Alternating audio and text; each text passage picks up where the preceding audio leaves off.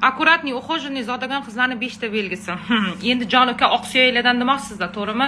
Unaqa qizlarni birinchidan sochini prическа qilish shart emas, masjidga shuni tugib qo'yib, lampa shisha qilib, muqaddasona prическasi ham ko'chaga chiqib ketaveradi. Chunki u oqsuyaklardan, u o'ziga oro berish shart emas.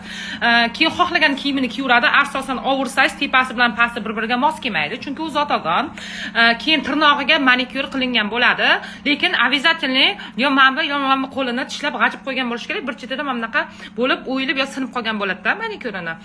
U ham zodagon. Keyin sochini tarab, taroqdagi sochni olib tashlamaydi, chunki unaqa mayda-chuyda ishlagan, unaqa zodagon oqsuyakni vaqti yo'q.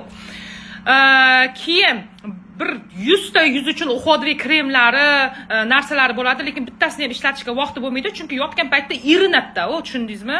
Keyin ertalabdan turgandan telefonni qidiradi, kechasi uxlaguncha ham shu telefonni betiga tushib ketib, bironchani ko'garmaguncha shu telefonni ushlab o'tiradi. Bu haqiqiy oqsuyak zodagon hisoblanadi.